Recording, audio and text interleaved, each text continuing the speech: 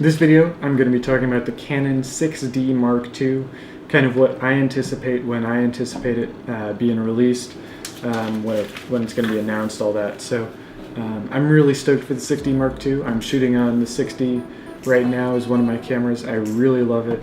I think it's a fantastic camera. I think it has a lot of room for improvement, however, and so those features are kind of what I'm going to be wanting to hit on as my anticipated and expected upgrades to it. So let's get into the video.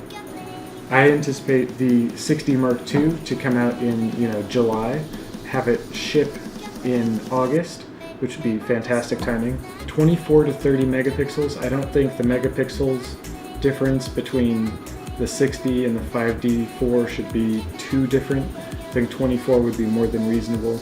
I think 30 would make a lot of sense as well, because you can compare those sensors in things other than megapixels like autofocus points, color depth. There's a whole lot of other things that can distinguish two cameras apart from how many megapixels there are, and I think that 24 to 30 kind of makes sense. 28 maybe could be reasonable. I anticipate it having 45 both phase detect and contrast detect, or cross type autofocus points, dual pixel autofocus. I anticipate it having a tilty flippy touchscreen. I anticipate it having 4K, maybe a more usable 4K codec. C-Log I think would be convenient, but I don't think they'll put it in. I think it'll have HDR and time-lapse movie mode, and I think we'll have electronic stabilization. I'm kind of pulling all those specs and features from cameras they've recently released and kind of comparing those spec sheets to the spec sheet of the 5D Mark IV and kind of trying to find that middle ground. And I think 45 focus points or AF points makes a lot of sense. That's what's in the Rebel line. Previously the Rebel line had like 9 or 11.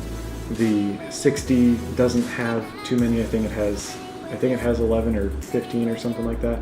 So it's not very many. So I think it's due for an upgrade. I think dual pixel autofocus, continuous autofocus in video makes a lot of sense for it to have. Tilty flippy touchscreen makes a lot of sense for it to have.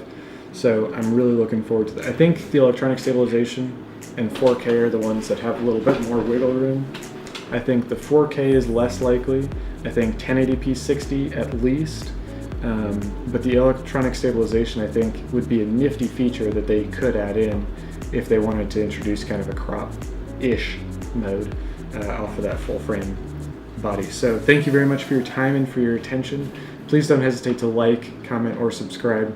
I really appreciate you spending your time here with me, and I'm looking forward to seeing you in the next one.